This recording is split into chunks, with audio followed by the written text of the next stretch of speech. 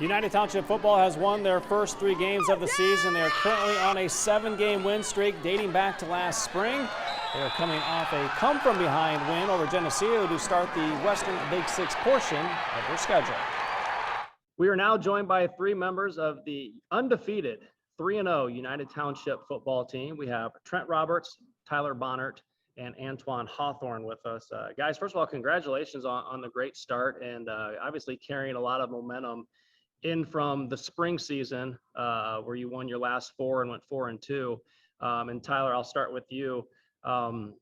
Going into the summer, coming out of spring and going into the summer, what was the mood? What was the feel like around the United Township program? The mood was high. Everybody was high off the spring season, but we knew we were going to be young coming into this year. But us seniors, we knew we had to help as the young guys as much as we could and get them all ready because we know they're going to have a big role for us for our senior season, and we know we can't do anything without them. Trent, could you feel this fall season kind of building with all that success that you had in the spring? Was it easy to transition into the summer and get those workouts done and kind of keep building towards what you've started this fall? Yeah, I mean, all the kids were locked in. They saw what we were able to do and what it took to win. And so they were all locked in and knew what to do, how to win. And everybody was focused and they did their job.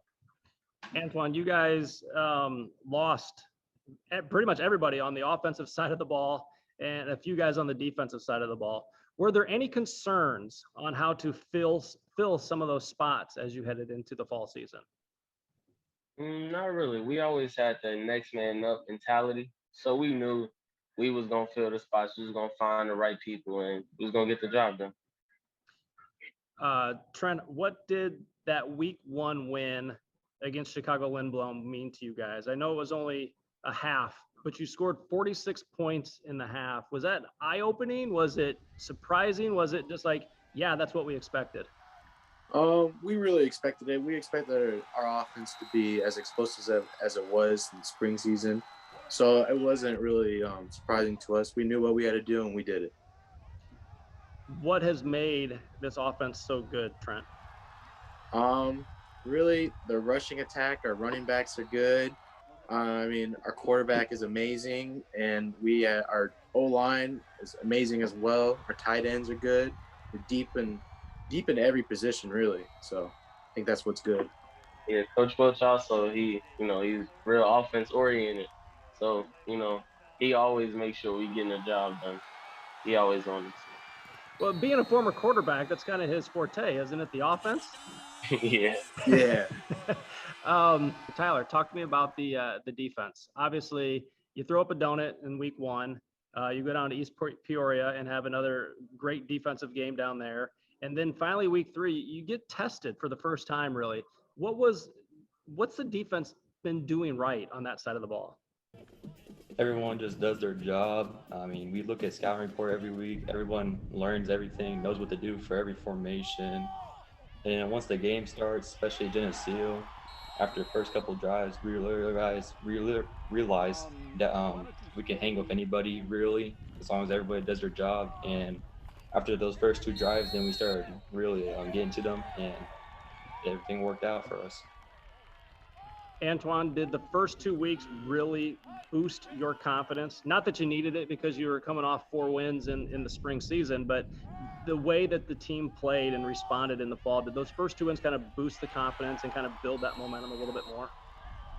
Yes, it definitely did, because we had a lot of questions coming from the outside about all the replacements we had to have, and so once we realized, we got this, we can do this, then it really boosted the confidence. We was all just ready to keep executing. Knowing Coach Welch as I do, I know he's taken that outside noise and kind of used it as motivation. Is he good at doing that kind of stuff as far as finding the right things to motivate you guys with, Trent? Oh yeah, absolutely. He doesn't want us to talk about it. He just wants us to talk with our pads. That's what he wants us to do.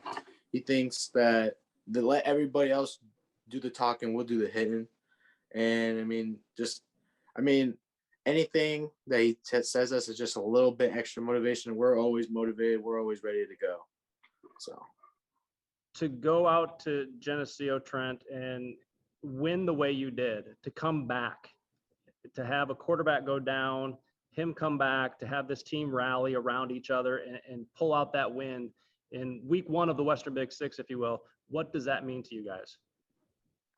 it means a lot. That means that everybody's tough and everybody knows that we got to go out swinging. We can't just say, just wave the white flag. We have to go down swinging. We just can't lose. We can't. Tyler, what impressed you the most about that win on Friday night? That everybody stepped up during that game, even though we were down. Like, no one had their heads down or anything, because we knew that we could do anything we could or want that game. And once we started rolling, then we started rolling, and we realized we belong in the Western Big Six this year, and realized that we can compete with anybody. Antoine, you guys have now won 7 straight games dating back to last spring. It's been a long time since UT's won 7 straight. It's been a long time since you've been 3-0 to start a season. Where does this team go from here? Obviously, it's Quincy this week, but is the focus, is the goal playoffs and beyond? Yes, the goal is definitely playoffs and beyond. But from here, I feel like we just get better. We get better every week, just like Coach Wells says. Just got to build on it, impress our community. I'll give you all a chance to answer this. We'll start with Trent and kind of work around here. As you get ready for this week, do you feel like teams are starting to take notice of Panther football and the new brand of Panther football that there is out there? Absolutely. I think everybody took notice even last spring, and they know what they're going to get ahead of. They saw what we did to Geneseo. They know if they're leading, which I don't think will happen, but if they know that they can't stop, because we're going to go and push and we're going to fight for it. Tyler, how important is that part of it? The fight is always there. Oh, it's super important. It's important for the whole program that everybody knows that we're never out of a game or anything, no matter the circumstance, because we never know what's going to happen during the game. Like last week, we never knew that what was going to happen in the fourth quarter. But it's important for the whole program, because then it gets everyone's hopes going up and up and up, and then everyone wants to be part of it and do their job even better than what they do. Antoine, you get the last word here.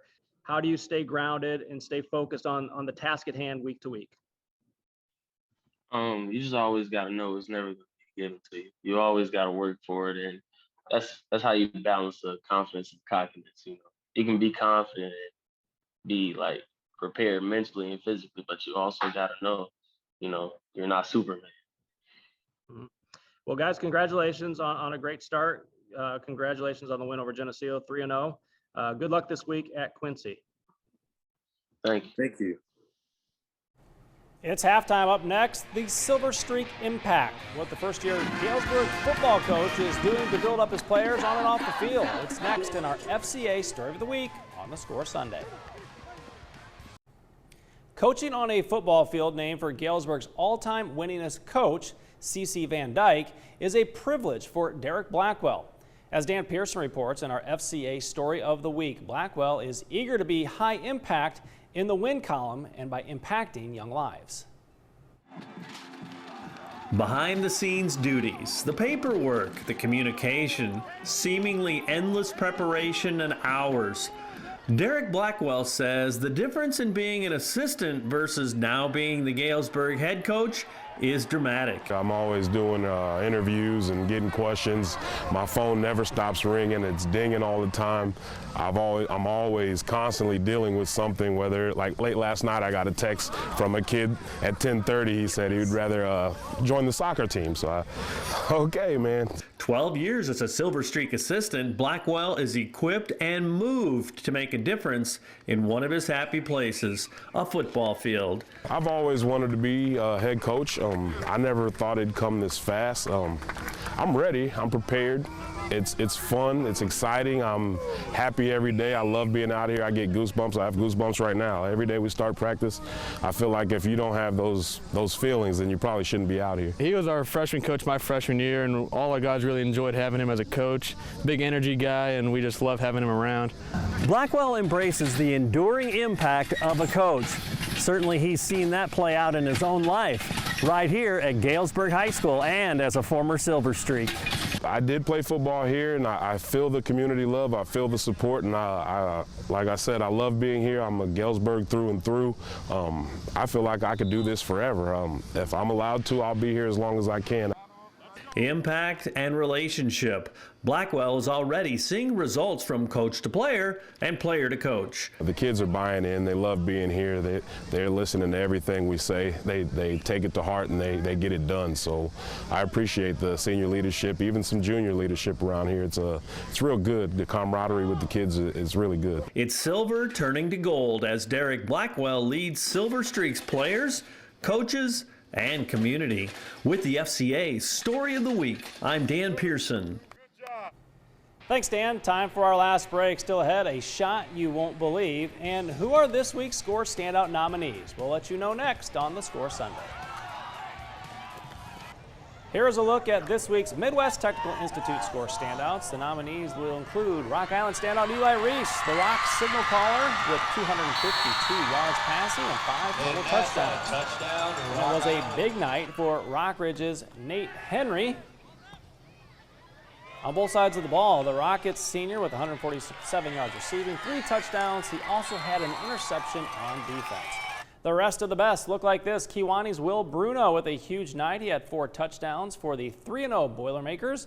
And how about Meepo's Anthony Isley, the Bulldogs standout with 180 yards and 2 touchdowns along with a pick 6 on defense. Meepo is now 3-0 on the season. Vote for this week's Score Standouts by following the link on the sports page at WQAD.com or go to Twitter at the Score WQAD to cast your vote. Polls are open until Thursday at noon. Finally tonight, we've been asking for you to share your videos with us from sporting events. Well, this week we received this video from Bill Boobin. He's 74 years old. On Tuesday, he was playing Highland Springs Golf Course and recorded his first ever hole-in-one, knocking it in from 115 yards out. Congrats to Bill. If you have a video you'd like to share with us, just send it to us on our News 8 app. Click the orange bar, answer a few questions, and you're done. We'll share the videos each week on the Score Sunday and on Mondays during the 6 p.m. newscast. That's our show for tonight. We'd like to thank you for watching, and we hope to see you back here next week for the Score Sunday.